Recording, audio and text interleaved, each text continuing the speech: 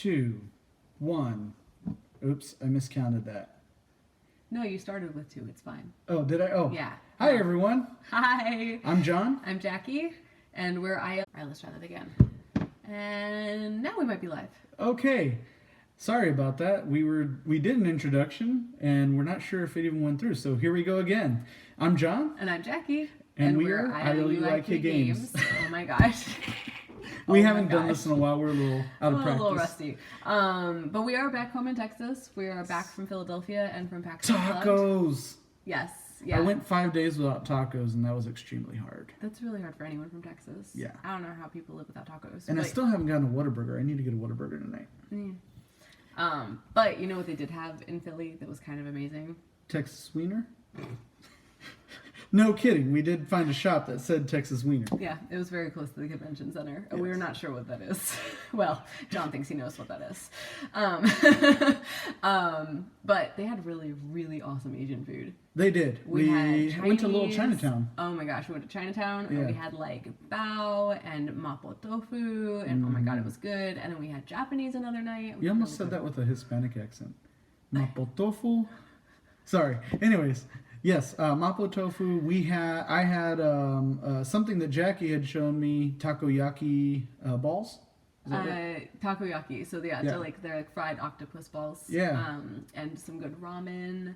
And we had amazing sushi. And I finally got my cheesesteak the last day we were there. I had been clamoring for a cheesesteak from day one. Yes, I didn't eat the cheesesteak, but I did have a really good sandwich. So you had a chicken cheesesteak. But there was nothing cheesesteak about it, except for the bun was really good with sesame seeds. I dug that. It was like a bacon ranch something. Yeah, right? it was like fried chicken and bacon and ranch, and it was yummy. And anyways, food was good. So seriously, aside from the lack of tacos, the food was really good. So. If you don't know what we're talking about, we went on a trip to PAX Unplugged in Philadelphia. All 3 days we spent there. We did a day one recap on YouTube. Well, we did a first half of day one because we actually did it while we were eating lunch. And then we did a day two recap on Instagram, which we were going to put on YouTube, but for whatever reason the file wouldn't download for us. So this is our recap of all three of those days. After lunch on day one through the end of PAX. Yes, that sounds about right. That's a lot. That is a lot. It was a lot. It was a lot. PAX was really, as I put it, I would like PAX Unplugged to be a lot longer, and I would never survive it if it was. Yeah, it was really awesome how many demos they had out there, and you just wanted to stop at each booth, and so by the third day I had to make a map. Saturday night I had to sit down, look up every booth, and decide, all right, we're going to this one, we're going to this one, we're going to this one, and had it mapped out, because we weren't going to finish if we didn't. No, and we still missed stuff. It was crazy. It was crazy. But we saw a lot of good stuff. Yeah. And we saw a lot of the stuff we wanted to.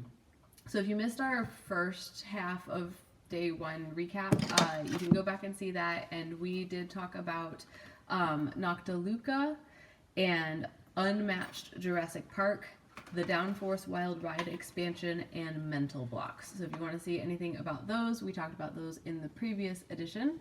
Tell them what this is. Yes, so this is a pin from Noctiluca. They were the first booth that we went to, because if you played a demo of Noctiluca, then as long as they had these little pins available, you would get one. So we played it for the pin, but then it turned out it was actually a really cool game. I really enjoyed it. It has pretty, thank you. It has pretty dice like in Sagrada, which I like pretty clear dice and colors. They're really fun. Yes, bright colors and sparkly things and dinosaurs. You will capture her dollar. And city building. Yeah. She will give you all the money. But mostly sparkles and colors and dinosaurs. So if you make something with like glitter dinosaur miniatures, get on that. You have all of my money. And I think I saw like an anime where they have the sparkly big eyes when we saw this booth that was all like candies or crystals or whatever for board games. You remember that booth? The upgrade booth. Yeah. The one that had the sign that said not edible. Yeah. I posted that on our Instagram account because you always talk about eating the upgraded components. I'm a hungry guy. So that booth was cool. It looked like a candy shop. They had it laid out like that, and it was all crystal and Like food. clear meeples Yeah. and like cool textures and like it was awesome. Game if you wanted components. to upgrade a game, that was a good place to do it. Because there was plenty of dice shops, but there wasn't a lot of component shops. There was that place that had the metal meeples. Oh, those were cool. Those were really neat. Yeah, those were really awesome. I don't remember the name of that booth though. I don't know. I just walked by. I was like, ooh, metal. All right, so where are we starting? So we were starting with after lunch on day one. We stopped at an unlikely booth to play a game that I had seen on Instagram.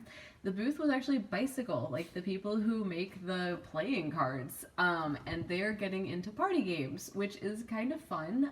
They have really good prices. Like these are super intro level party games, which was really cool. The game that we played was called Tattoo Stories. And we jumped in, we stopped to look at it, and as happens at PAX, if you stop to look and you spend more than 2 seconds looking at something, whoever's standing there will be like, come play with us! Hey, come join us. So we joined 3 people who it knew was each a group other. of 4 or 5, some of that. Yeah, there were a bunch of people who already knew each other, and we joined their party game, which was kind of hysterical. And basically, it's, as with most newer party games, it's kind of like Cards Against Humanity. Mm-hmm. You have a judge, and then the other people are trying to make that judge pick their item as the winner. Right. So the premise is the person's deciding on a tattoo.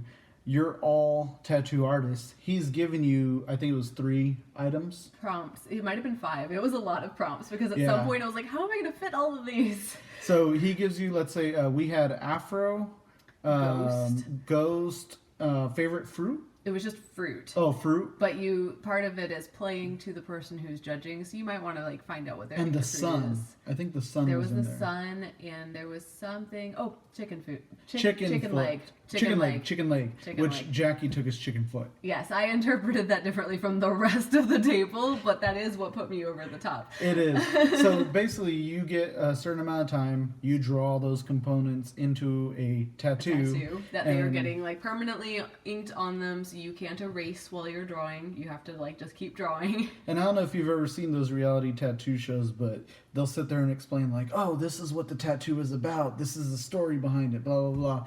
And so that's the premise is you not only have to draw it, but you also have to sell it to the person. So it's And like, you explain, this is this why. is the story behind my tattoo. Yeah.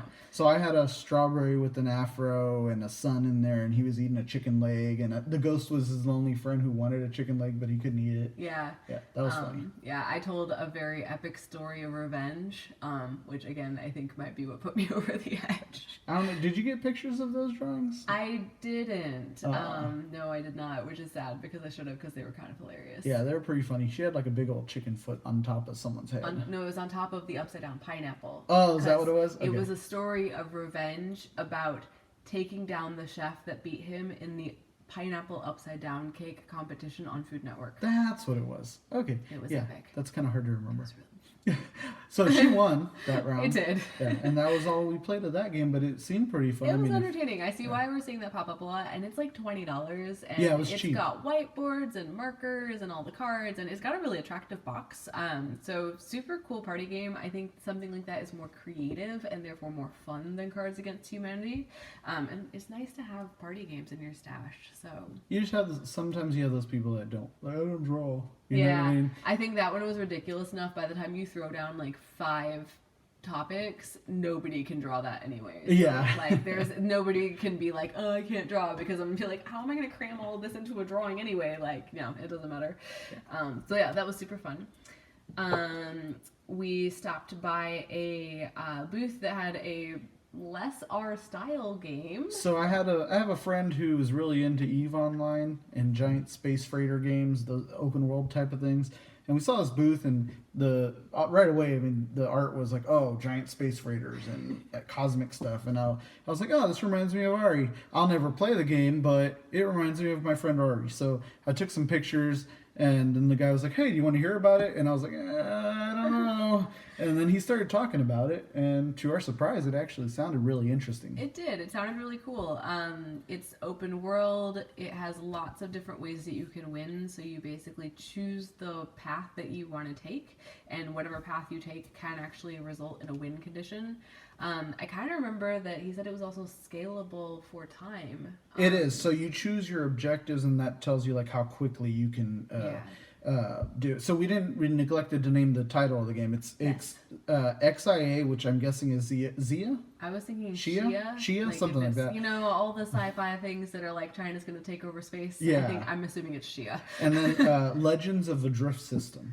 From his description, to me, it sounded a lot like Western Legends, but with giant space freighters. You could do trade, you could do space wars, you could do territory, all kinds of stuff. Yeah, usually that type of game would seem kind of intimidating to me, but I love sci-fi and like Firefly and things like that. So I could see myself finding a home in that game. So it was very neat. I'm glad that we stopped and listened to him talk about it. And as he was looking at the components, I was like, oh, this looks like EVE Online. Oh, this looks like Faster Than Light, because you had your spaceship and it had little compartments and you could upgrade those compartments. And he's like, yeah, but we were out before then. In true hipster fashion. No, but we had that before them. but no, anyways, that game actually was a surprise to us. Yeah, that was very cool. Yeah, I don't know how quickly we'd get in our collection, but we would at least try it. We'd play it. If we find it on sale, we'd probably pick it up.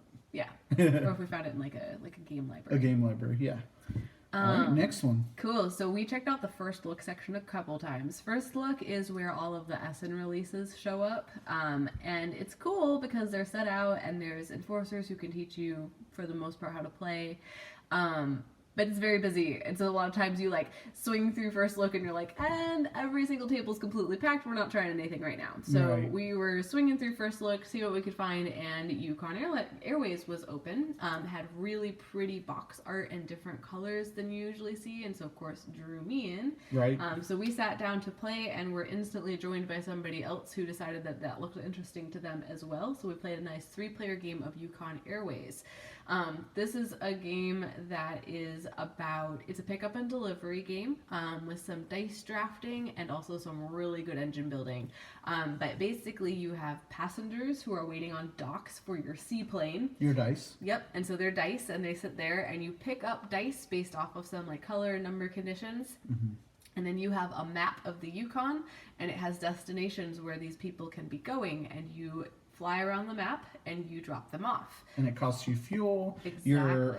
Your player board looks like the dashboard of an airplane. Yep, so you have like fuel and you have your perks, like how much fuel you gain for doing certain actions and things like that. And those are all upgradable. So you have little switches on the bottom and you can do things in order to do the actions to turn on switches and get benefits, which allow you to change your gauges, dashboard, your gauges again. So it's really cool. It feels like you have an airplane, which is super cool, and you feel like you're picking up passengers and dropping them off. So I really enjoy the immersion. Definitely gave Jackie Dice Hospital vibes. It's not quite like exactly like Dice Hospital, but it definitely has some of the same like feeling of the mechanics. Yes, I would say. I love Dice Hospital, so it definitely like drew me in with that, and then went a little further with the engine building because it has a lot of engine building. So yeah, that was super cool.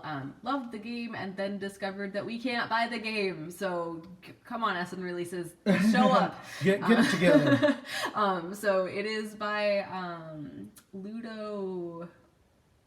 Definitely gave Jackie Dice Hospital. Sorry, I'm turning on just in case we have anyone that joins us.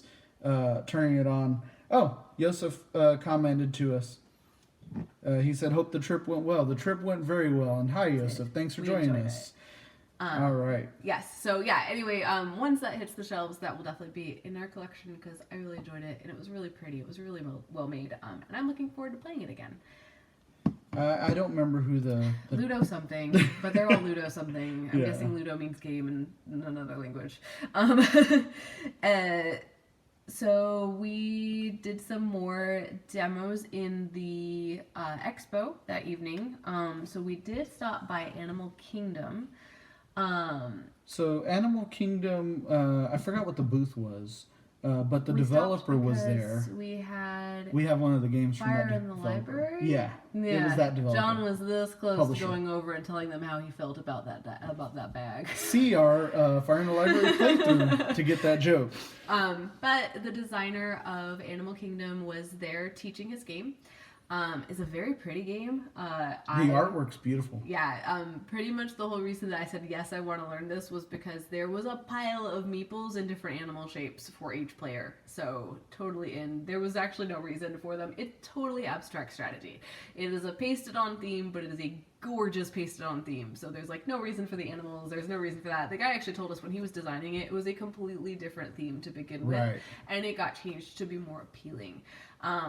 It was a good game, but we didn't feel like we needed to add it to our library. Yeah, I felt like, and this might be changed with the other, I think there was cards for different conditions. Yes. So it might have been changed by that, give you a little more variety. I didn't feel enough variety in the gameplay. In this game, you have a board in the center that everybody's playing circle. off of. It's a Oh, like a hexagon or something. Yeah. Octagon, something like that. I think it was 5. I think it was a Pentagon. pentagon. Okay. And It's one of the gons. It's a gon. So there are cards that you deal out to each section, to each of the 5 sections, and those cards tell you what the condition is for playing inside that section. So you're trying to get rid of the cards that are in your hand, and you're doing that by following these rules. What's kind of cool is that some of these rules have to do with just that little area of the board, but some of them have to do with what's going on next to or around the rest of the board. So for replayability's sake, each time you play the game, you deal out five cards, and they're different cards each time, and they go in different locations, and so it changes how those cards play down. Yeah. So it does have a lot of really nice replayability. For people who are fans of abstract strategy, I would say definitely go for it. I love immersion in my theme. Yeah. Like, I really like to feel like I'm flying passengers around the Yukon or building a dinosaur ranch, and so that's where I'm gonna land. But abstract strategy is really nice sometimes. And so That's actually a really good is it juxtaposition? Like the fact that Yukon used its theme very well in the game. Animal Kingdom, the theme was kind of there, but it wasn't really relevant to the gameplay. And in all honesty, that's kind of the difference between those types of games. Is like when you design a game, you either start with your mechanics or you start with your theme. So if you have a theme and you find the mechanics that make it feel like that theme, or you have your mechanics and then you find something that's appealing to look at while you're playing those cool mechanics. So we sat down, we played the demo. Pretty cool. It was fun. And meeting the designer was cool. He said he had developed it for about a year and a half. He had won a contest on Cardboard Edison, I think he said. Yeah. So it was pretty cool meeting him in person. Yeah, and hearing about his process of designing the game. So that was really neat. I did like learning games from the people who designed them. Yeah, because then they're like, yeah, this is why I did this, and this is why. And they really get into their games, which is super cool. Like you'd spend that much time developing something, and you'd still just love what you're doing. All right, next.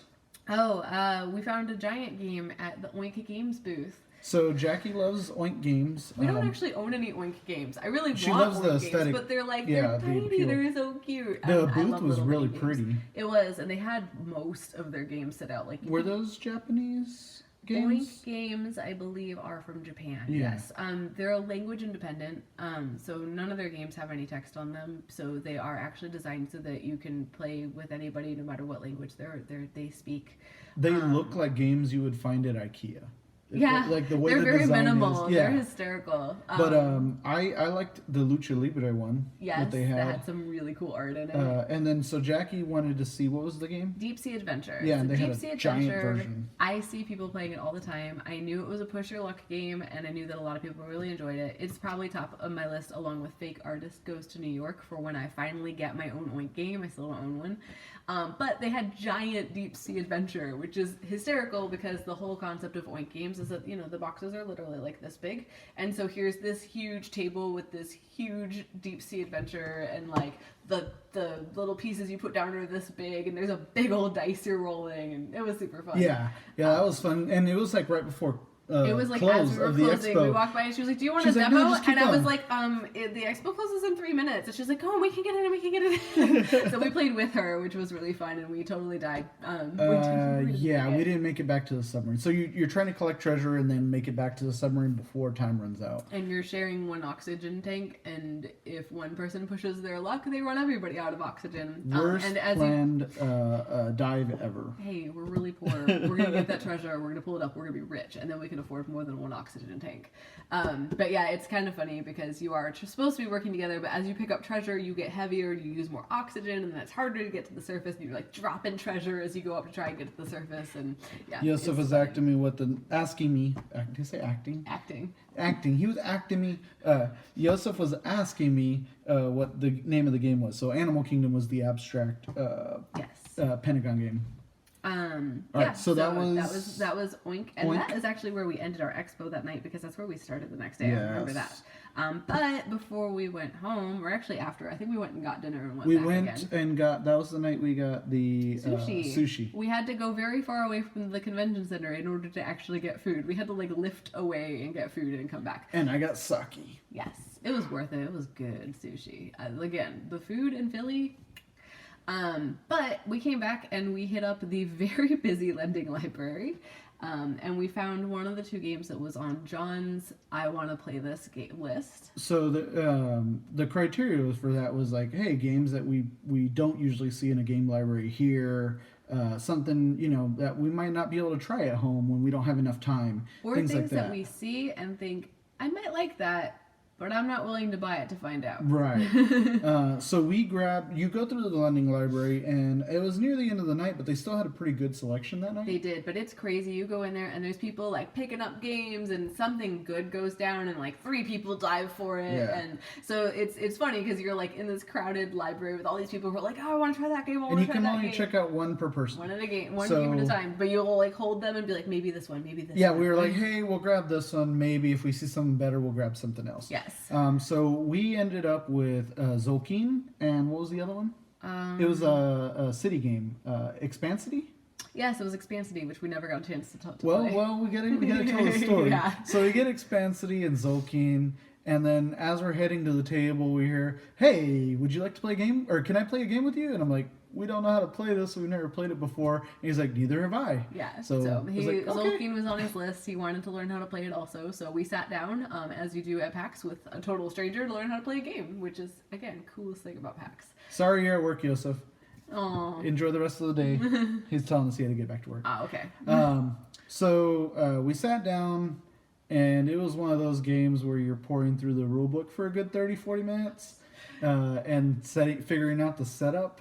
And if you've seen pictures of Zolkeen, you know it's the one with the gears, and they all like interlock, and so like when you turn them, like all the gears turn. So you're like setting up the gears, and you're putting little tokens on the gears, and then it's actually a 4-player game. Like this isn't like a 1 to 4 player game. Yeah. This is a 4-player game. They just have rules to make it so that 3. you can fill in the things to play it 1 to 4 players. Now this is one that is definitely built on the theme, and the theme is done very well in the game. The theme is that you are...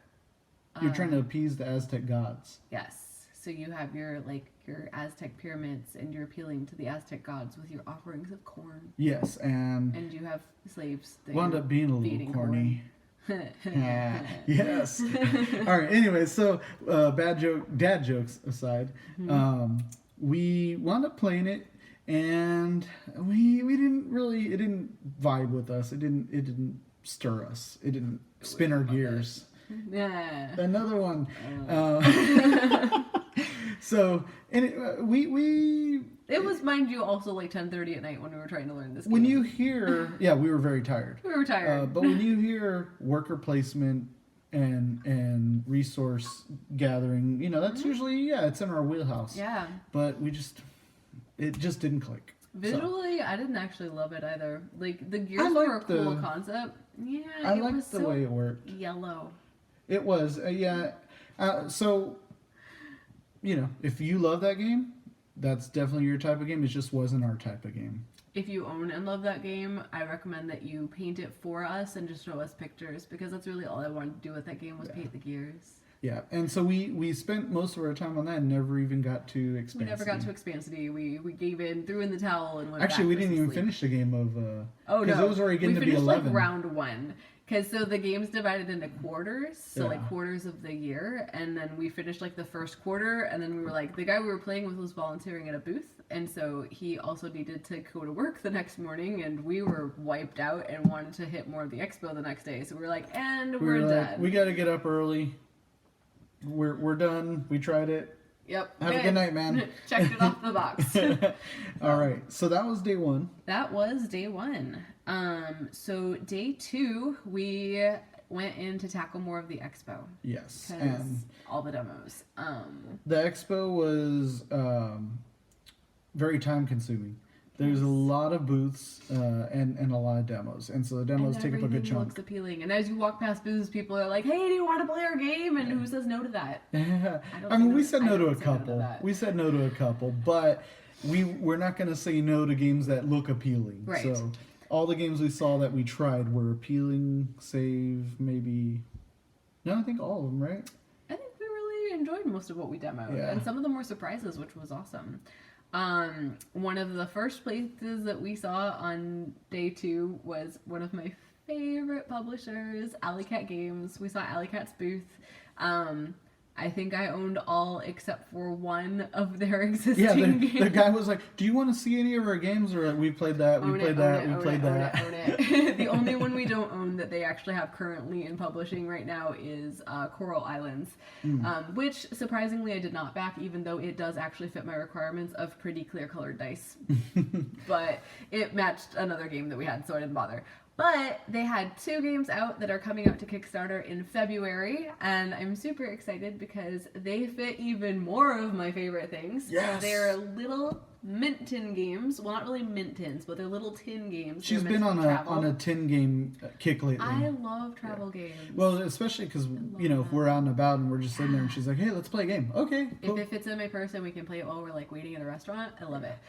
So they have 2, and they're both dexterity games. They were gonna kickstart, right? They were gonna. They're go to Kickstarter? kickstarting. Yeah. They're coming to Kickstarter in February. If I heard it correctly, they're coming together, so you'll actually be able to back one, the other, or both. I recommend Bundle.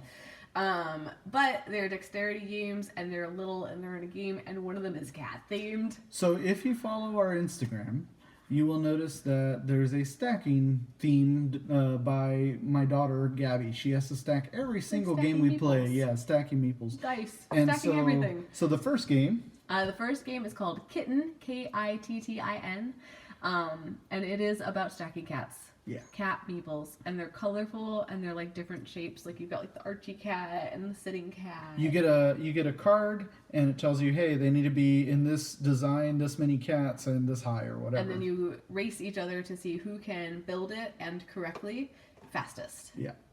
Sometimes the cats are upside down and things like that, so there's things to pay attention to. Super fast, super easy, really cute. Yeah, super quick. Yeah. And the other one is Tinder Blocks. And Not swipe right. Oh, I didn't even think about that. No. Tinder blocks has to do with campfires. Building a fire. Yeah. So you are building a fire as a team. It's cooperative.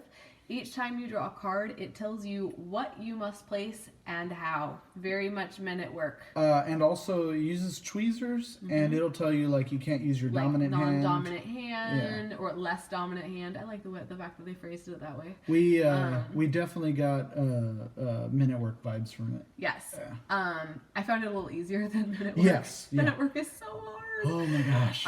But it's cute because it's little tiny, little 1x1 cubes and 1x3 logs. Yeah. And so it might tell you have to stack the logs first and then pick them up with the tweezers and then put them on. It doesn't tell you where you have to build it. Or put a cube on top of the log, use your left hand, and put it in a certain spot. So as long as it's on your initial base, then it's a legal move. So you can go up high or you can put it down on the side, on the edge, and try and build a bigger base. But eventually you'll get them all stacked up. And I don't know if we got it, but the lose condition might be like a Jenga thing where if you drop I think it's probably when it falls over, because there's got to be a point where that falls over. Yeah. There is a if you follow ILUIK Games on Instagram, they posted a post today of them playing it in front of a Christmas tree. It's really cute and festive. Oh, nice. So check that out, because you can actually see Tinder blocks at work, because they had that little video that I they could posted see today. like if they had white blocks, you're doing marshmallows like on the fire. All right. So where else we got?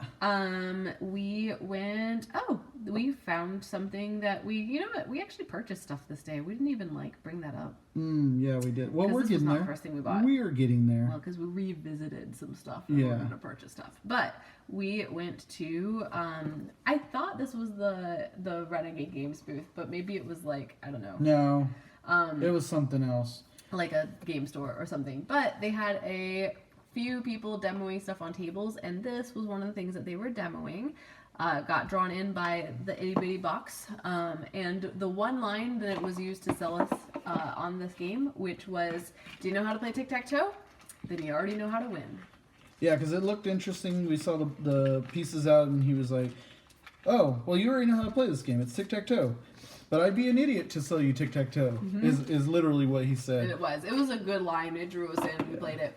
And you get a little board like this for tic-tac-toe right there, and then you get to place your pieces so they'll look like this. And these were actually We got a promo. Yeah, these were we promo love getting pieces. promos with our games, which is a really cool reason to get stuff at PAX, because a lot of times you'll get your game, but you'll also get stuff with your game that you wouldn't get otherwise. So if they're painted like that, it indicates you have a power, Like a special spy ability. Yeah. So your tic-tac-toe field is a building, and you're trying to sneak in so that you can like do some spy stuff. Yes, do the spy stuff. Do some spy stuff. But you have cards in your hand that indicate different spaces, and you put down the one that you think that your partner or your competitor is going to try to sneak into, and if you're right, they don't get to go in that space. So you get to block their obvious tic-tac-toe moves, and suddenly you're trying to strategize like, well, I want to go here, and they think I'm going to go there, so maybe I'll put it over here so they don't block me and I actually get a piece on the board. $10, and it's another travel game that we can put in someone's purse or carry with us, because I have this in my jacket pocket. We played it on the airplane on the tray table. Yeah, so $10, couldn't pass it up. I was like, yeah, I want that. Yep. There we go. That was our first purchase of the con. No, that was like our third purchase of the con. Remember, we went and we hit up. So we talked about like day one first stuff, like what we visited the first day. So we actually went back to Restoration, and we picked up the Downforce expansion, the Wild Ride expansion, before they ran out. So super exciting. That has the jumping ramps, and like some different terrain on the other side of the board that will slow you down. One of them's a desert, and so it's got like a snake, like snakes and animals and stuff. Snake. There's an elephant in there, and looks like some what are these things called? Gazelles or ibex or one of those. Maybe ibex. We have those here. Anyways, so there's animals that can cause you hazards, and then the other one, Jackie liked the sharks on the board, and it's got ramps. It's really cool. I like the board. Yeah, and I love the it's art gorgeous. on It looks like a package. vinyl. Yeah, it looks like a record. Super awesome. Funny story, when we bought this, we didn't own Downforce yet. As of Monday, we'll own Downforce. It's on its way. Yeah, we had played it, and we enjoyed Camel Up, so we enjoyed trying Downforce, and so we saw the expansion. I was like, well, let me get that now, because it's not out yet, right? Well, it was released here. Oh, it was released. It was released at the con, and so it was totally worth getting it. We already knew we were going to add Downforce to our collection. That just pushed us into it. Yeah, it was like, all right, let's go home and buy Downforce now. Yes. Cool. And we purchased. Really? Oh, wait, we also got a promo with the Downforce. Yes. And I've seen some people on Instagram already post it, but this is the podium you get to build for the winners. So it's going to make some really cool pics on Instagram. Super awesome. And we hadn't purchased that one yet. Okay. I picked up the Zool, which I never demoed. That was the third day. Yeah, you didn't buy it till the last day. You're right. Yeah, okay. So, Pocket Ops. Oh, right across from Pocket Ops was Minecraft. Who's making Minecraft? It's a really big name. I don't remember. I can't remember. Ravensburger. Yes, that's right. It was Ravensburger. I do remember. The puzzle people. Yes, so they had Minecraft. I don't know anything about Minecraft. I play Minecraft, but with my kids, so I know some. I'm not a well versed in it. So when they were like, "Hey, do you want to play a demo?" I was like, "Sure." And John was like, "Yeah, you can play it." I was like, "But I don't know anything about Minecraft." I enjoyed it, even though I knew nothing about Minecraft. I thought it was pretty cool. You have like a little area with some face down tiles on it. And then on your turn, you have 2 actions.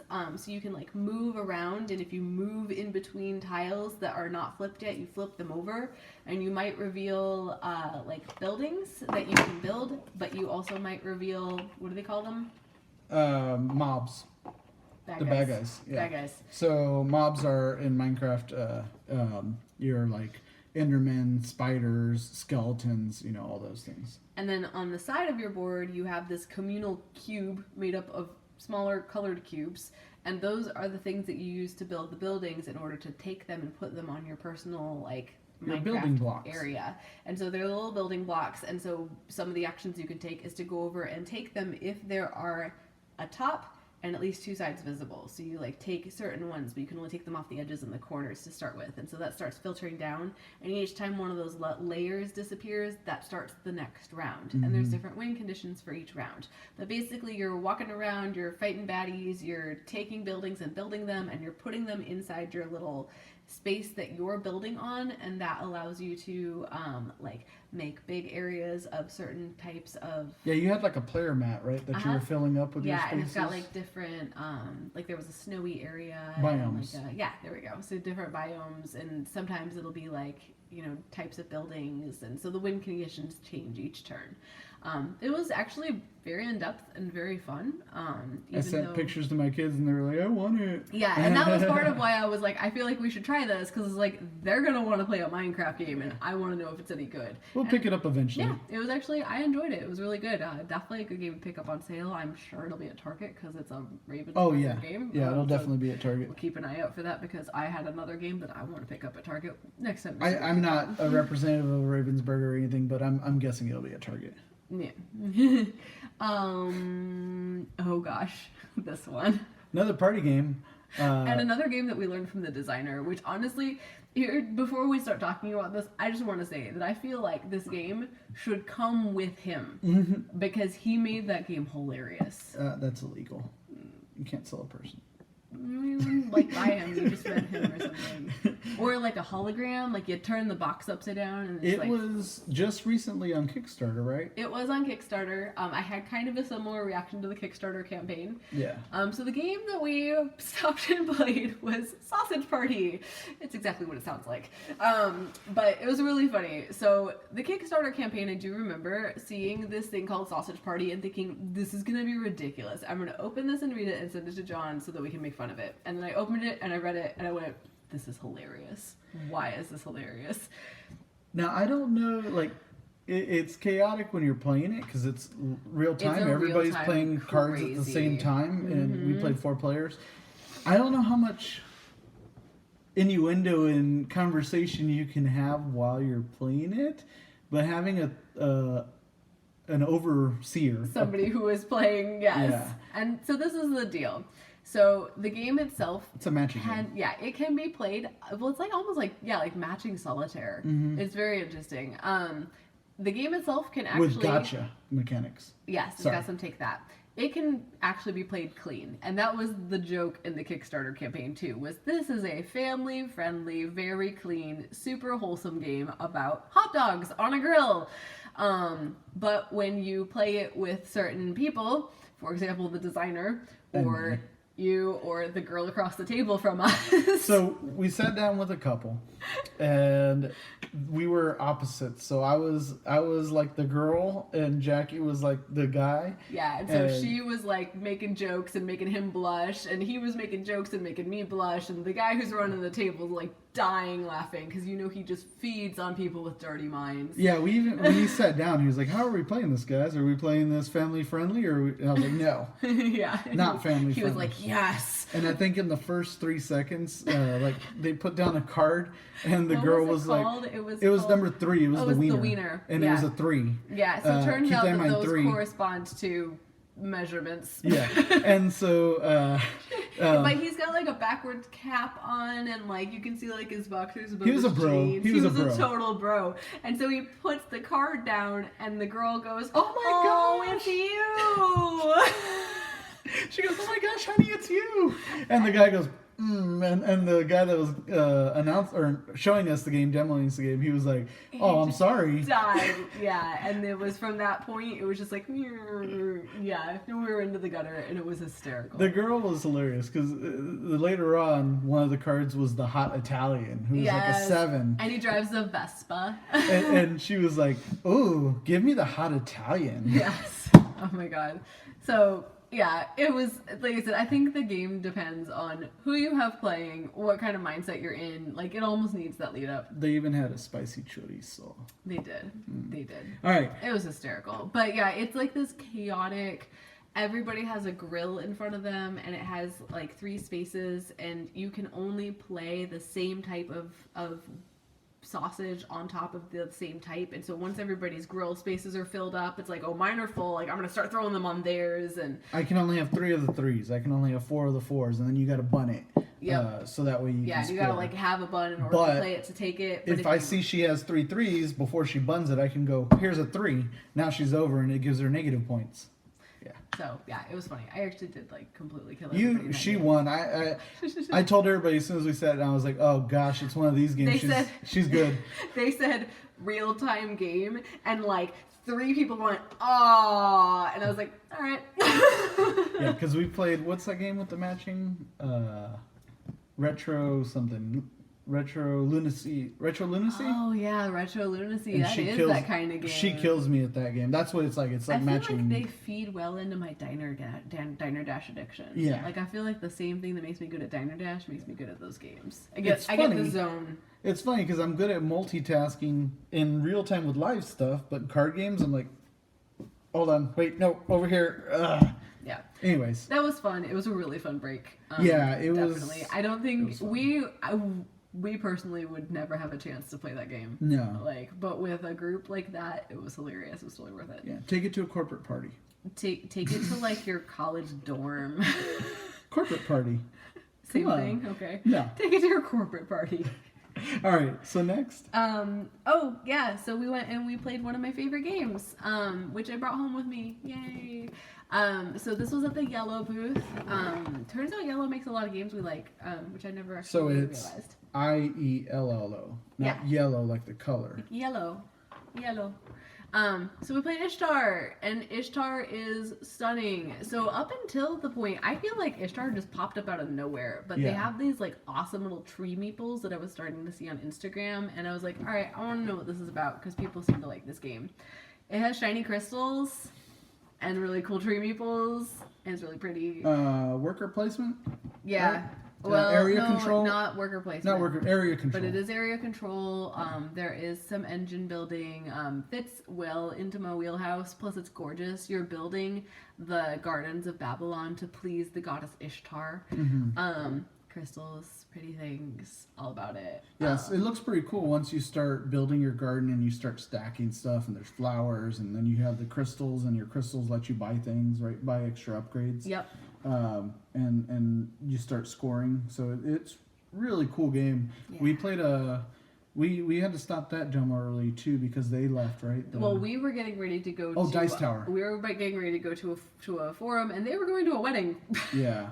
Oh yeah, they had stopped by the convention and they were heading to a wedding. We gotta go to a wedding. We gotta go. We have a wedding to go to. Oh, okay. Good way to spend the morning. Yeah. That's true gaming right there. True gamers. Yes, exactly.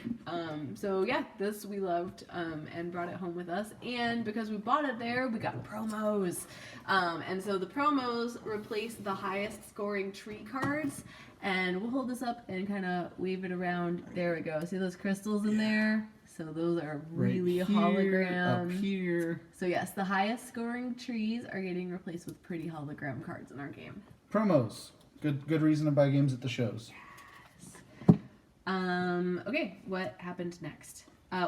We went to Dice Tower Live. Dice Tower Live was awesome. That was it was hilarious. We hadn't made it to the Dice Tower booth yet. We knew they were going to be there, and Jackie had stumbled into Tom Vassell, literally. Literally. Not into him, but kind of like tripped over my own feet right in front of him. And so I was going to refill my water bottle, and we were playing Yukon Airways. Yes. And so I was like, there was no easy way to get out of first look. It's all like walled in, and I was like, I can see where I need to refill my water bottle. So I ducked underneath like one of the stanchions to try and get out. And I was knee deep in the rule book. Yeah, he's knee deep in the rule book, and I was like super uncoordinated, like get under and like stand up, and I'm like, dude, that guy's really tall. I was like, oh my god, that's Tom Vassell.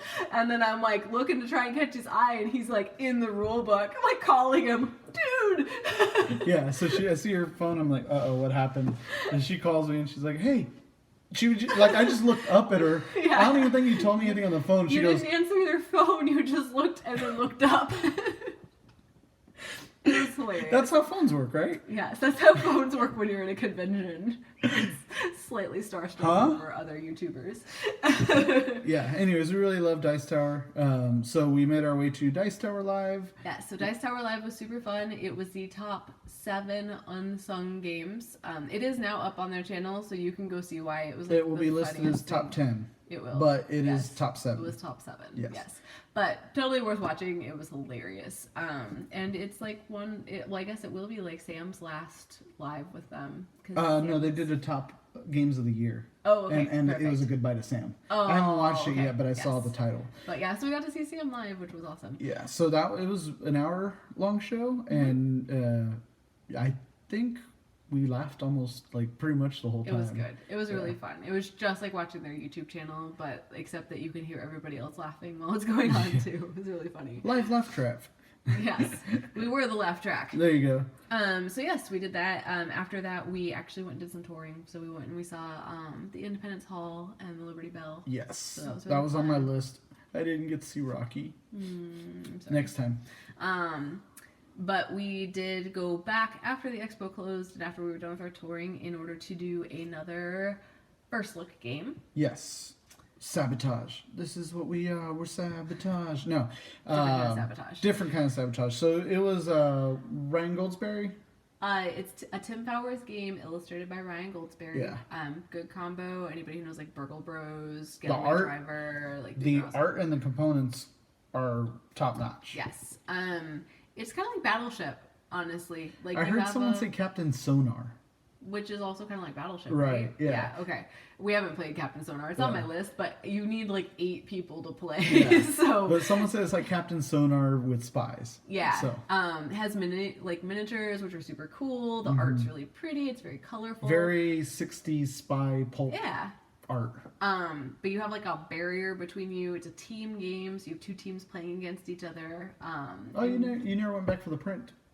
No, I opted out because I wasn't sure about it. Anyways. But yeah, so you have like this barrier between you and you're playing as teams, the spies versus the villains. Another couple we joined. Yep, so same thing. They had a sign up that said looking for teacher, and we were like, hey, can we play with you? And they were like, we don't know how to play. We're like, neither do we. And that's how you start everything there. Yeah. We kind of struggled through the rule book a little bit. We got it figured out eventually. I feel like the fact that we didn't know the other couple was why I left that game feeling like maybe we don't need it. Because I feel like it had some potential. But the weird thing is, you have a barrier between you and the other team. And so if you don't have a reason to be talking to the other team, like because you know them, you actually don't talk to them for like the entire game, which was kind of weird. And I don't see us, like, it is a 2-player game. I don't see us playing it that often. It might be something you break out every once in a while, but we wouldn't get a lot of playtime out of it. But basically, the spies are trying to take down the Doomsday devices, which are super cool little minis, and you're hacking them. And then the villains are trying to find you on the map so that they can shoot you and take you out of commission for a turn. I could see it being fun with kids, maybe 10 and older. Yeah. It was good. It was really pretty. Not for us, but probably really good for other people. Yeah. And then we hit up that lending library again. And this time we approached it differently. Our rules for this night were like, hey, we're still a little tired. We want to get up early and really hit the expo tomorrow because we missed a lot of stuff. So we wanted to get light games. So we got games that were like 15 to 30 minutes. playtime? Yeah, we were like 45 minutes and under was like what we were picking up, and they were colorful, and they were cute, and they were fun. We ended up picking up two of our favorite game, or two of like the favorite games we played. We there, liked I them. think, yeah. One of them is definitely on our wish list, except we can't find it anywhere. Yeah. And that was we finally got to play Point Salad. Yeah. Oh my god, we're like the last people in the world to play Point Salad, and now I understand why everybody loves Point Salad. Yeah, Point It's Salad was really fun. Yeah. I don't understand why it's so fun, but it's really cool. We play Jaipur a lot, very competitively, and it's not the same mechanics or same gameplay as Jaipur, but it's definitely like 2-player. It feels the same, like, I Yeah. want to play this kind of game. Keep playing it, be competitive against Yeah. each other, have Because fun. Yeah. we played 3 rounds, 4 I think we rounds? played 3 Yeah, rounds, we played yeah. a lot of rounds, and every time we finished, it was like, well, do you want to play again? The Like, rulebook is like 2 pages or 3 pages, something like that. It was It's very super simple. super easy, super awesome. Totally loved it. Definitely worth it. If you can find it online, it's unavailable everywhere. Yeah. We'll keep our eye out. Yeah, we will have that game at some point. And the other one we picked up was actually one that we were interested in because they had a giant version of it, and every time we walked through, every time we walked through the giant game section, there was this giant cat on a Roomba. If you notice, there's like Sam Healy is Vikings. Cats! Hers is cats, dinosaur, sparkly cats. Yeah. So yeah, we tried it. It's called Quirky Circuits. Quirky Circuits. It's a programming game, kind of like The Mind. It's like The Mind meets programming. So you play it on a book, In a like book? Stuffed Fables. Yep. So you have the map, and then your characters, or it gives you a preordained setup Yes. and goal. So we played the first round, which is all about being the cat on the Roomba, Yeah. sucking up dust bunnies. Yeah. So you put all your little dust bunnies on the map, and then you put your cat on the map. And I like the mind. So she has a tough time with the mind sometimes. Like sometimes it's like, it's too stressful. It's stressful. Yeah. And I don't think find it's- it stressful. I don't think it's supposed to be that stressful, but I find it really stressful. This one I found less stressful. I think I understood why you liked that, but I also felt like I had more control over it because part of the game, you're both programming the cat cooperatively.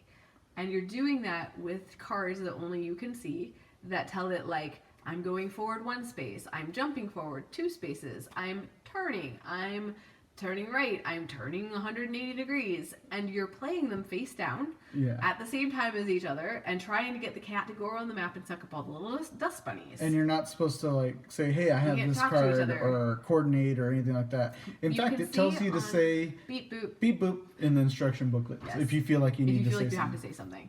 The backs of the cards do actually give you some indication of what it might be. So it tells you if it's a turn, if it's a straight, or if it's a special ability. But mind you, you can go backwards, you can go forwards, it can be 1 to 3 spaces, it can be turn one way, the other way, all the way around. Like, so there's a lot of things that can be happening, but you have a vague idea. And so I think what I liked to this, different from The Mind, where you're just like, please don't play the next card, is that I could look at that and be like, well, it's a straightaway, and I feel like you wouldn't have necessarily played a 2 there, and maybe you played a 3 and hit the wall and turned around, which would have been awesome, in which case I'm going to play this next. Instead of a 50-50 shot of he's got a higher card than me or he doesn't have a higher card than me, it's more thoughtful. Like, what do I think that you strategic. did? What would I have done? Do I think you had the cards to do that? And so you have a chance at sending the cat in the right direction, or you have a chance at, like, maybe you didn't have the cards that you needed and your cat's like spinning in circles and like driving the wrong direction and hitting walls. And Now for the story that everyone can relate to. So we played this 2-player. We were like, man, it's kind of chaotic because like sometimes she would play something and we'd wind up off the map over here. We did I think we make beat it it. with 1 battery left. We did. So each time you take a round, then your battery power on your Roomba goes down. So you have to try and get it before your battery runs out. And so we sat down, we played it. While we're playing it, this group sits next to us, probably about 5 people. And they have Western Legends, and I'm like, oh wow, they're gonna tackle Western Legends. It's awesome. Open world game. I've never played it. It seems really daunting. That's one of those games where you're like, okay, if you have a lot of time, let's try it out at the con. So they open it up and they're starting to put everything together, and the guy's in the rule book and he's looking at it, and one by one his group is peeling off. They're like, all right, hey, well, we're gonna go do this, and then hey, we're gonna go do this. And so by the end of it, it was just him and his wife. there solo, and the wife's like just sitting there while he's looking at the instruction booklet, Me setting up a heavy game. and I was like, hey, we really want to try this as a 4-player game. It looks like it would be interesting. And do you want to play with us? And the guy's eyes like lit up. He's like, yes, I just want to play anything. Yes. and she was saying that she was listening to us play before. She's like, you sounded like you were having fun.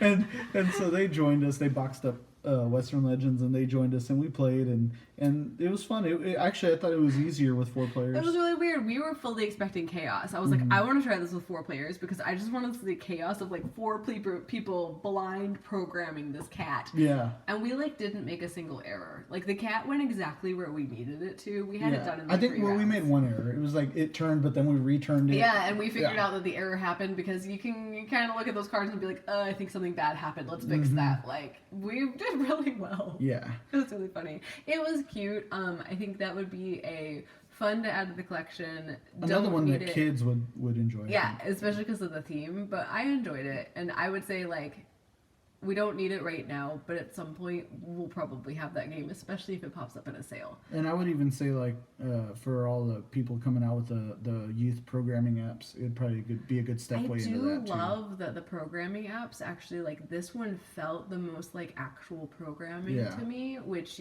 like if you combined that with like Sphero and stuff. But it's like if you're programming something and then someone stepped in and it's like what's that game where you put words in? It's like, give an adjective, give this. Like Mad Libs. It's like Mad Libs with programming. Programming Mad Libs. Worst idea ever. But really works as a board game. I wrote this Mad Libs, now you fill in the blanks. All right. Anyways, that was the end of day 2. We went home, we went to the hotel, and it was lights out. Yes, crashed. So day 3, we were met with the daunting task of completing the last half. I had my map in hand. Like full half and a little bit left of the expo because we did not make it through like half the expo in 2 days. Yeah. And so we did. We had a map. We knew exactly what we wanted to see. We decided to be more judicious about which demos we did. We started off in the far back corner where we had learned during Dice Tower Live that the bathrooms and Dice Tower were.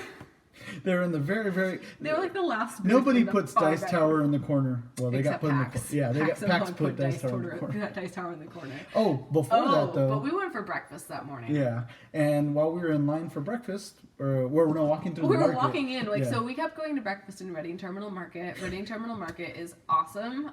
Super good food.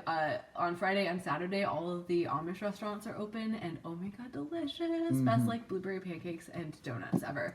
Sunday they are closed. So we were walking in to go find what we were going to eat, and I looked up as we were walking in, and I'm like, I think that's C. Garcia. I think that's C. Garcia. John, is that C. Garcia? And then he turns around and he's like, hey, look, Sam's in line. And so, Sam was in line. I went up, shook his hand, and he was super nice.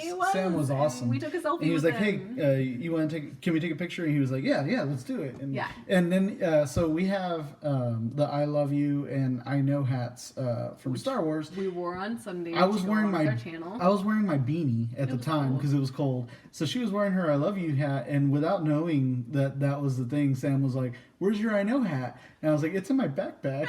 Yes. But I'll wear it later, I promise. Yes. So we made sure that we had it on, that he had it on before we went and visited Dice Tower, so we could show him, yes, look, we actually do have the matching hat. So we saw Sam in line, we got a picture with him, we met him, chatted him up, and then as soon as the con opened, after we had our great breakfast, we went to Dice Tower. And Dice Tower, we got to see all 3 of the guys. We did. So yes, we got pictures and talked to Z and Tom. They were super cool. They're funny because they, like, you can tell they're totally just like what they are on camera. So like Tom just wants to talk games.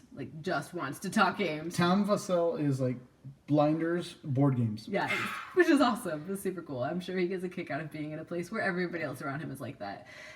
Z only wants to talk about the games he likes, which is also hysterically accurate. Yes. So he was asking like, oh hey, like what have you played so far? And we're like going through the list, kind of like we did on here. And I was like, oh, and I picked up Ishtar. And he's like, Ishtar is a lovely game. And he's like, we're like, oh, and also this. He's like, yeah, but Ishtar. Yeah, but Ishtar. So let's go back to Ishtar. Yeah, so that was really funny. And they had a booth full of promos, which was super cool because I love promos. I really do. I like adding things to our games. We have like piles of promos. They're promo cards putting the Dice Tower people in your games. So fun. This first batch is Dinosaur Island. Yeah. Which of course is one of our favorite games anyway. So you can covering the name on the side there. There you go. So we can add 3 different sets of Dice Tower people to our game, and they come with their own powers, which is super fun. Yeah, and one of them was super powerful. I forgot what it was. But one of these I was like, oh, that's actually a really good ability. Yeah. So it'll be cool to come across those when we're playing Dinosaur Island. And we have Dice Hospital. And look who's an administrator. It's Mr. Tom Vassell. With the hat. Yeah, that's awesome. Yeah. So you get one... you get to look at the top card in the deck each round.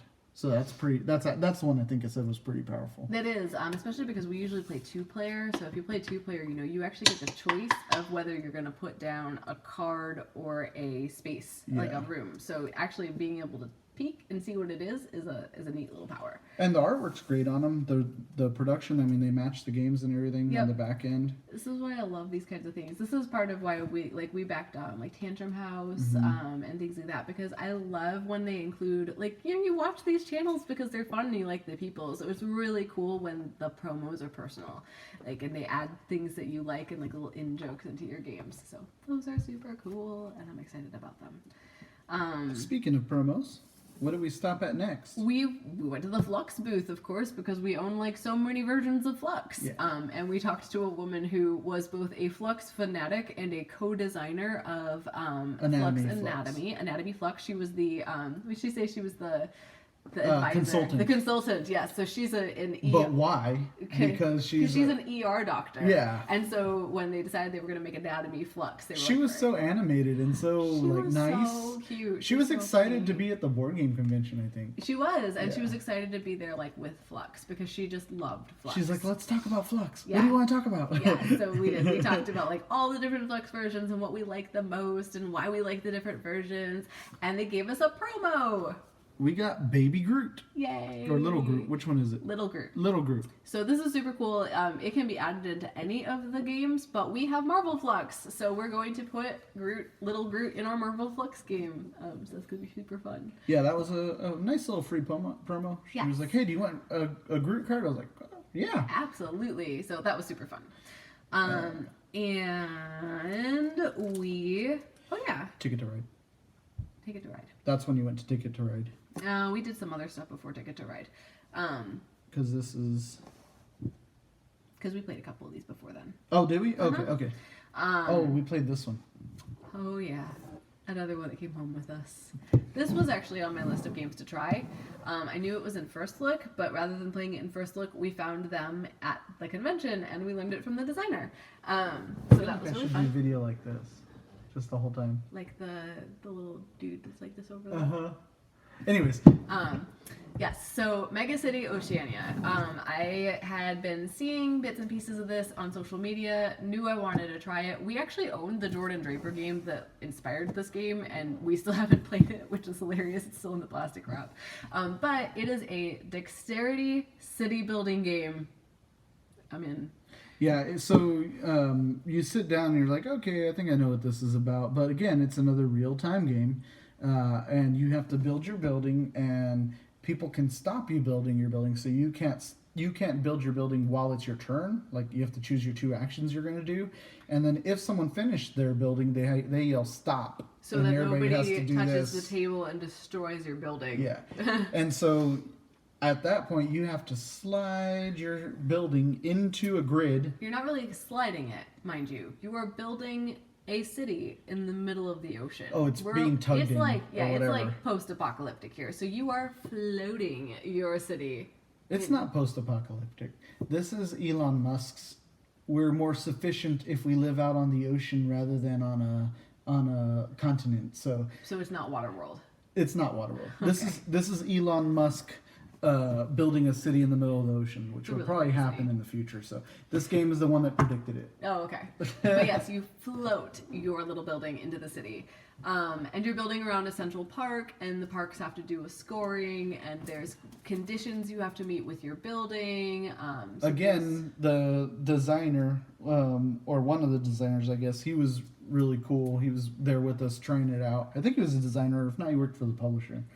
But he was from Belfast, and he had an accent, and he was hilarious the whole time. Yeah, so it was really fun, like, while we were playing. But I also enjoyed his teaching style. Rather than give you an overview of the game, he was just like, hey, come sit down. We're already playing. It's fine. It doesn't matter.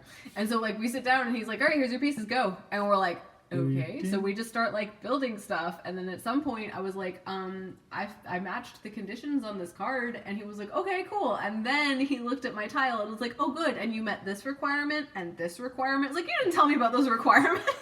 He's like, yeah, you're fine. Let's go ahead and float that into the city. So Lead learning out. It totally was lead learning out, which I do greatly appreciate. But yeah, so that was kind of awesome. But yeah, loved it. Definitely had to have it. So glad that's in our collection already. And then I was like, we gotta get going. We got more to see. We gotta get going. No. Come on. We had so much to do. So we, I guess I must have gone We did Ticket to Ride Street from there. Yeah, so I had a tournament that day. The tournament was terrifyingly enough scheduled from 1 to 7 p.m. And it was for Ticket to Ride Europe. Fortunately, it did not take that long, especially since I did not make it past round 1. But she had fun. I did. I had fun. I discovered that perhaps we are not the most competitive Ticket to Ride Europe players here, because when I sat down and I saw 2 of the people I was playing with, I was like, oh, y'all are serious. Like, this is intimidating. So yeah, they were very serious, and one of them did win and move on, and the other person came in a very close second, and I was in third. But yes, it was fun, and I got to experience a PAX tournament, which is cool because when I work PAX South, I work tourney, so I get to set up and tear down for everybody's tournaments, but I don't actually get to play them. So that was really fun getting to actually play in one. I think that was the line that someone used at one of the demo booths. She sat down and played with us because she was like, I've gotten to see other people play all week and I haven't gotten to play it. Yes, yeah, that was actually, yeah, we can talk about that. That was on day 3. That was when we sat down for Draftosaurus. We'll talk more about Draftosaurus We will talk later. more about Draftosaurus. At that same booth, though, we did get a little introduction to Museum. Which was on her list. It was on my list because they currently, actually I think it may have just ended, they have new expansions for Museum coming out on Kickstarter, and part of the deal was you couldn't get the base game. You had to go buy the base game in order to, like, kickstart for these expansions. And I was like, well, before we invest in this, I know a lot of people like it, but every time I sent it to him, he was like, I was like, okay, we need to try this before we invest in this. We got the run through. I thought it looked really cool. He was so like, so I canceled my Kickstarter. Sorry. But it was neat. I do feel like we probably want to try it before we invest in it. I think they had it at the game library at the shop here. Oh, good. Didn't they? Yes, I think he might have. Yeah. So that'll be good because I still think the concept's really cool. You're a museum curator, and there's all these, like, historical things. It's a set collecting game. It is a set collecting game, but it has a lot of, like, really good theme that plays into the set collection. The theme's nice. The art's nice. I don't know, just something didn't, like, click with it. I mean, what I found the most interesting on it was the facts for each artifact on the cards, which are fun. I love stuff like that. That's what I love. So yeah, it has really cool expansions. Like, you can add the black market and stuff like that. So, yeah, maybe someday in the future, but not this time. We tried one of the top games on both of our lists. Yes, with Marvel Champions. Yes. Yeah. So yes, Marvel Champions was definitely one we wanted to try because everybody out there in the world is playing it and loving it. We've never played a living card game before, so this was our first. And after we tried it, I was like, yeah, I want to buy that. Yeah, so he was way into it. I was a little intimidated because the 2 people that we demoed with were very experienced with LCGs, and so they were like, yeah, it's like when you play this game and you have this power, and I'm like, It wasn't a fostering learning experience. It was more like, hey, go. Yeah, it was hey, like, go. Here's your deck, now play. And I'm like, I don't know how to play. But it didn't scare me off. Yeah, so. she played it. We got through. We beat the demo, which was Rhino, I think it was. Yeah, so I was playing as... I went up and picked up a copy when we got back home because the best deal I could find was a local game shop, the Printed Meeple, and they gave us some promos. So we got promos We got promos for demoing, which was super cool. I loved that they did that for us, even though we weren't buying the game. We finished our demo, and they handed us promo cards. This was them. And they are hero cards, replacement hero cards, with, he said, full color variant artwork. So that is what came in our promo. And so then, one for each hero. Yeah, you replace, so you replace their card. the cards in your game. And then when I bought the game at the Printed Meeple, it also came with the promo. So it came with the playmat, which is really cool. I don't have it with me right now, but it's neoprene. It's got Spider-Man on it. It's a gold one. You can find it online. Yeah. And then they also gave us promo cards, and we thought, oh, we have extra promo cards. But no, they're different. So this is the promo cards we got from the Printed Meeple shop. So these look like the comic book covers. They have the titles, and like that's super cool.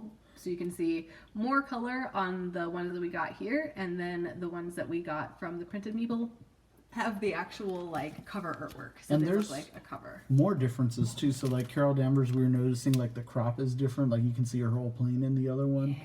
So really cool. We got 2 different promo packs to play with our cards. Yeah. Yes. And then the expansions are coming out soon. They're gonna have Captain America, which is I'm excited about that. and Captain Marvel for. Well, they have Captain Marvel. He said Captain Marvel, but she's in the game. She's in the base game. And I don't know. I don't know. We'll have to look at We'll the have other to look at who the expansions. expansions are. Because there will be someone for everyone in the house. Yes.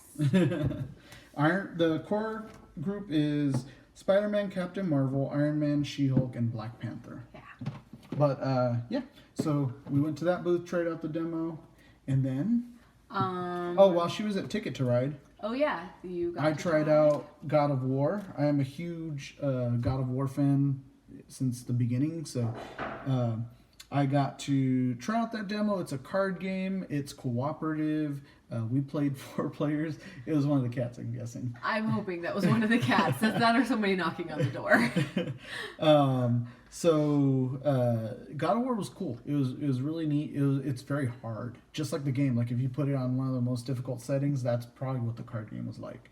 But you have your enemies, and you need to play cards to attack them, and you can help people, or you can just go straight on attack. You can defend. Also, you can take hits for people. So, really cool game. I'll probably pick it up at some point. I'm waiting for a sale, but we'll eventually get it.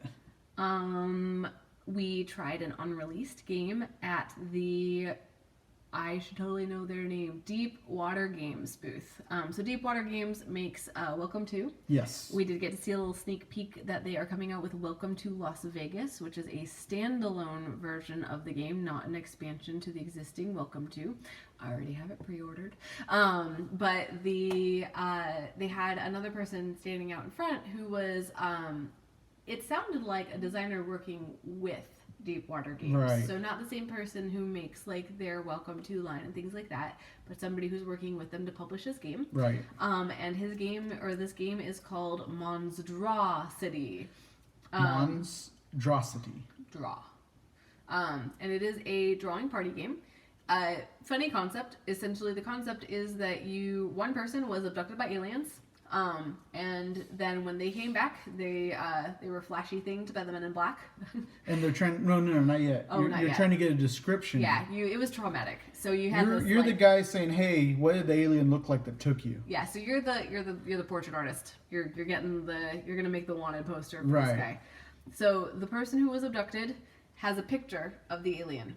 He gets a certain amount of time to look at it, and then it puts it away. And then you have to just remember this traumatic experience of being abducted by this alien and describe it And to probably everybody probed. else. Yeah. He said there were other things in there, like there's aliens, there's monsters, there's like, you know, so like you might get kidnapped by like Dracula. But you describe it to the character artists, and so all of you are drawing exactly what he's saying. And So we're competing. You're all secretly drawing.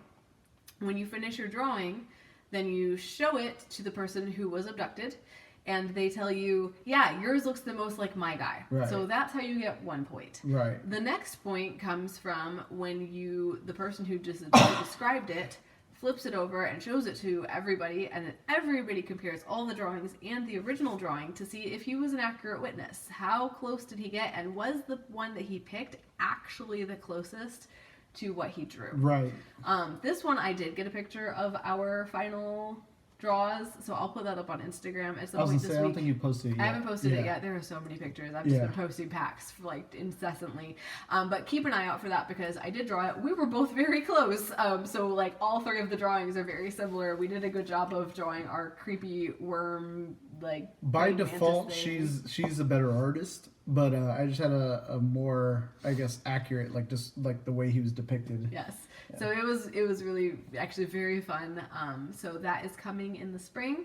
And I'm keeping an eye out. We'll keep an eye out for it. It looked fun. As for party game, looked super fun. I think I actually enjoyed that more than Tattoo Stories. Yeah, I did. So I would say, especially because like the alien monster theme, and when he started trying to describe it, he's like, it's got like scales, like a worm, or yeah, he's like it's like a snake. Snake, and that's what it was. Like, except at the end of his tail, it's like a mermaid, but not like a mermaid. Like, yeah, with hooks. Yes, with hooks. It was really funny. So like I was entertaining, and we like aliens and monsters and stuff like that. So good theme for us. And then at the same booth we saw ILUIK. Oh, it was the booth next door actually. I thought they were in the same booth. No, because Monstrosity was at Deepwater. Oh no, because that one was one with the Borderlands Mad Tea Party or whatever it was. Yes, which actually I kind of dug. Yeah, the Tea Party looked fun. And they had ILUIK. It's very beautiful. It's this gorgeous art. Essentially comes down to rock, paper, scissors. If you think of like Jungle Book kind of art, yeah. I would. Everything at their booth was very pretty. Yeah, they have very good artists. style. It was a rock, paper, scissors game. A little advanced mechanics on that. It was on sale. I think it was like $10 or something like that. But and we, it was we passed on it. We did. My main thing was we have Pocket Ops and we have a bunch of travel games already. Yeah. And a rock, paper, scissors mechanic seemed like, maybe we don't need that in the collection. Yeah. Yeah. But the Tea Party game sounded fun. The Borderlands Tea Party game. Yes, I want to get that for the kids. I Yes, think they'd like that one. Let's see. We talked about museum. We wanted something light because it was already getting close to the end, right? And yep, exactly. We're like, what else can we do? At this point, it was like, it's gonna close soon. We're tired. What else can we do? We were getting hungry, and she was starting to fade. I can tell in her eyes when she's starting to fade. Her eyes just kind of like glaze over, and I'm like, let's do something fun. Yeah. Because if you're not gonna be able to play anything right now, if it's not fun. Yeah, it involves brains. Yeah.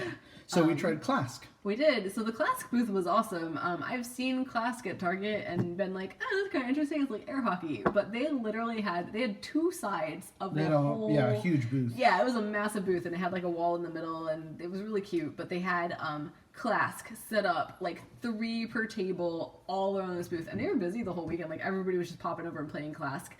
They had brought their 4-player Clask, but they mostly had 2-player Clask set up. We tried the 2-player. We tried 2-player. 4-player I think is new. It's a round board, but I have a feeling you actually have to have 4 whole players in order to play it. Because there's holes all over the board, and you're going to be like scoring otherwise. Yeah. But it is essentially air hockey with magnets, and like the little white magnets that stick to your thing, and like takes you a minute to realize how uncoordinated you are. Oh my god, it's hilarious. But eventually you get the hang of it and you're like, okay, I got this. Now I'm all right. Yeah, it's really funny. And then if you like try to move too fast, then your little thing will like fly over and it'll like fall over. So you score if you get it in the hole. Your opponent's hole.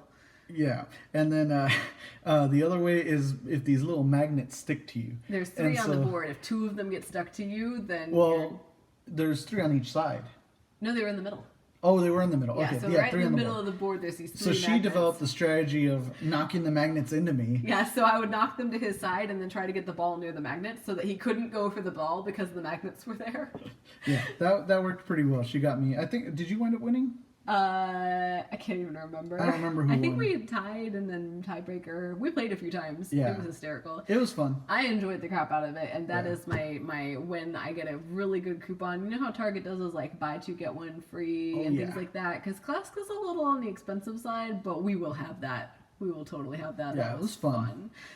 So yeah, Good way enjoyed- to end the con. It Well, was. Yeah. It really was. And on the way back out, we walked past Restoration again. We had already seen this game But we at didn't the get booth, but we didn't didn't get a see good look was. at it because when they pulled it out, They were it doing was- a media They thing. were doing a media demo, and we Yeah. were like, "Can we see?" And they were like, "Well, you can look at it, but we're doing a media demo." Yeah, there's this Okay. really amazing board, and it's got a centerpiece, a big like dark tower. A dark acrylic tower. So it's Yeah. called the Return to Dark Tower. Apparently, it's like a 80s video game or something. But it's like there's like a board, and then it's got this big dark acrylic light It's up got miniatures. tower. They had miniatures that look like one looked like a guy with a rapier, and it looked it was epic. very epic fantasy adventure. And it's an app-enabled game, and so Yeah. you have an app, and it will play like sound effects and make things light up. And I'm pretty sure somebody said something about it shooting cards at you. Like it was really interesting. The tower itself lights up in the board, and it has patterns, and I think he said it does sound effects. Yeah. So that was pretty cool. We got to like kind of peek at it and see what that is. It'll be interesting when that starts like getting released. Yeah. So we want to talk. Did we hit all of our? Oh, I picked that up. We'll talk about that first. Yes. This was actually on my list to get because everybody was leaving Essen with it, and I was like, but I want it. So we got Azul Summer Pavilion. Yay! And I super lucked out with this because I was like looking on Cool Stuff Inc. online, and I was like, oh, it's on sale at Cool Stuff Inc. online. And I was like, wait, Cool Stuff Inc. has a booth. And we went, and it was on sale. Yay! So picked up some Azul Summer Pavilion, which we heard is like the best version of Azul yet. So super excited to try that. Yeah, we've played the first one, right? And we have not played the second one, but I've heard that people like this one more. Oh yeah, and we stopped by the booth to pick up, this is my first ever con pickup. I was really excited about this, but I picked up my Kickstarter of Cristallo, and this is in a really pretty soft bag with Shiny things. satin inside. More shiny things. This is a solo game. Look at this bag. Yeah, John really likes bags. Look at this. So it is a solo game. It has some beautiful cards that are on like a dark background, so the crystals really glow off of them, and big, gorgeous, colored crystals. Crystal. I haven't gotten to try it yet, but I'm super excited. And I thought it was really fun that I got to be one of those cool kids who like went to the con and picked up my game. Yep. Because it's not like we're doing Essen pickup in Texas. Or see people walk out of a con with a game that you're waiting to get shipped to you. Yes. Yeah. Yeah. So you got to pick it up there and I did. get home with it and don't have to worry about shipping. I got one of those Tracking cool kids. stuff. Yes. I got shirts. So I got me a shirt, I got my two kids a shirt, and I got a free patch to go along with it. And I don't have my pins over here, but I do pins from PAX, so I got my PAX pins. So we want to talk about those missed opportunities. Yeah, so our missed opportunities of the show. You can start with yours. I say we each had one. Yeah. Mine was the, I think I'll pick this up before we leave. And then like the next day, John's like, wait, did you ever go back for that? I was like, I was too tired. It was hard. I left Draftosaurus behind. It was sad because I really liked Draftosaurus. And commenced to scour the internet to find it. Mm-hmm. But I don't think you found a copy yet, or one that was reasonably priced. Not one that was reasonably priced for combining shipping and all that. Yeah. So, yeah, it was, that was sad. And the boxes, we could have fit in, or it was probably like it this. would have been easy to bring home. Draftosaurus was really fun. If you haven't seen it, it's essentially like Sushi Go. So you accept that you're passing like handfuls of dinosaur meeples, colored dinosaur meeples. Definitely Sushi Go vibes. Yeah, it was super cute. So you like hide your little like stash of dino meeples, and you pick which one you're placing each round, and you roll a dice to see where it's legal to place it each round, and then each area has different scoring mechanisms. So it had like the same weight about as point salad. So it was another one of those like fun, light, super fast It was games. fun. It was quick. We enjoyed it. We enjoyed it. We enjoyed it, and it was like the only demo that we got to play the whole game, We got to play the whole thing because it's 2 rounds and it's really fast. Mercury Games, that's what it was. And you... So we had stopped by on Saturday? I think on the first day. I'm pretty sure we saw him the first day. Are you sure? I thought it was... Oh, it was the first day. Yeah. So the first day we had stopped by Mercury Games booth. And we stopped there because these are the people who make Big City. Very unassuming booth. Yes. Very small. They didn't have a lot of logos. I think they had their Mercury logo there. Mm-hmm. And they had the Big City, like, a little example piece sitting out. If you have seen the new edition of Big City, it's like got these giant, like, molded houses and stuff. And I saw it on the table. I was like, ooh, let's go look at that, because I remember them hitting Kickstarter. That game was way the hell too expensive. No crowd around the booth. No. People were walking by.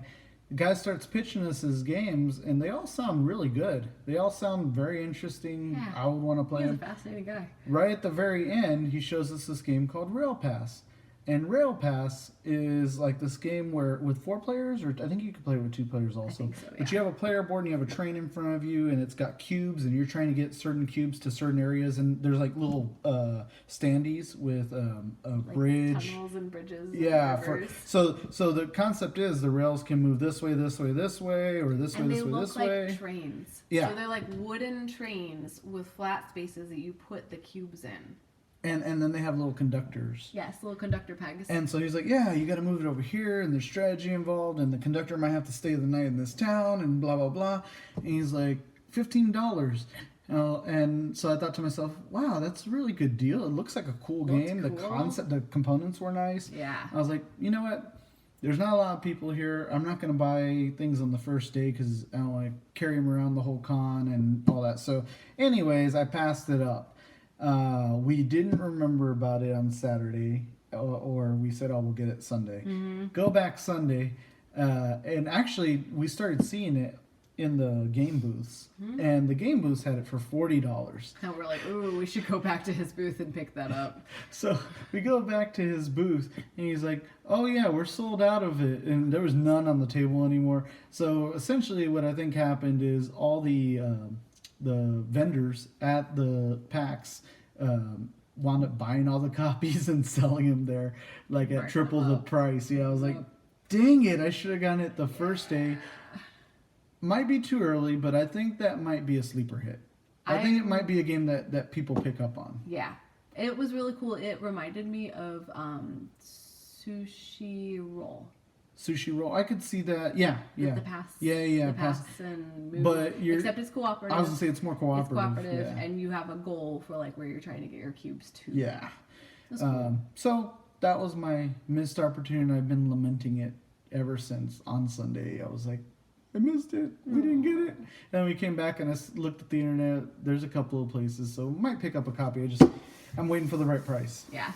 It's hard when you had such a good deal in your hands. You let it slip through your tongue. Yeah. Yeah. But yeah, that is... That was all 3 days of PAX, and we came back and ordered a bunch of games we saw. We did. We did. Yeah, so So- it was like, well, because when you have your suitcase, and also you know that not everything there's the best deal, that you have to weigh some things. So we brought some stuff home.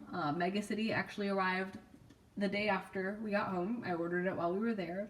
And we ordered our Downforce so that we can have that to play. That's on the way. Downforce, Paranormal Detectives. Oh yeah, which we didn't get to demo, but it just looked really cool. Sounded like what I want Mysterium to be. What else is on the way? There's something else in that box. We also pre-ordered the Unmatched Raptor Jurassic heck yeah. Park. Heck yeah. and, Along with Bruce Lee. And Bruce Lee, of course, because me. Because I want Bruce Lee versus Raptors. It's going to be awesome. Sorry, I'm checking to see if I can figure out What the other item was in the there? other ones were. Here we go. Mental Blocks. Blocks. Oh yeah, we liked Mental Blocks. Yeah, Mental Blocks was... It's gonna be a good party game on New Year's Eve here. Oh my gosh, it's very difficult. It's very difficult. But it's fun. Yes. And then other than that, I mean, the city of Philadelphia was really awesome. We got to see a lot of architecture and buildings, old buildings. Yep. Very old. That was super cool. Yeah. And ice skating was funny. Saw a few people wipe out. I wouldn't get on the ice. I can't even skate. So Do you know what somebody told me the other day? what? They put an ice rink in, is it Travis Park Oh. downtown? Oh really? Yeah, I believe it. right. So I believe- might get you on skates yet. Oh come on, it's warm here. I'll get pads. Yeah, and then it won't be as cold when you wipe out because the air won't be cold. All right. So if we're broadcasting from the hospital, with a We'll few, be playing Dice Hospital in the hospital. you know why? This was the start of it. Yeah, but I think that's our rundown. Yeah. That was our PAX. We Be are sure to back. visit our Instagram Yes, because there are so many pictures that I still have to post of PAX and at everything's awesome. ILUIK Games. She's been posting left and right on that channel. It is sure it's a channel. Sure. It's on, a feed. On that feed, we've got plenty of pictures from PAX, so you can see a lot of the games that we tried out. Yes. And then And you'll see other things as we start opening them because of course like Kickstarter exploded all over our house while we were gone. So we have so many games in plastic wrap right now. yeah, it's subscribe to our YouTube, and we're going to be doing a bunch of unboxings pretty soon. We've got It's a Wonderful World coming up.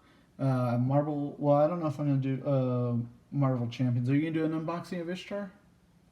I might. Because that one's probably not. Too Yeah, I long. don't think a lot of people have that yet. Yeah, Ishtar. There was something else that we have a video waiting that I need to upload for. Yes.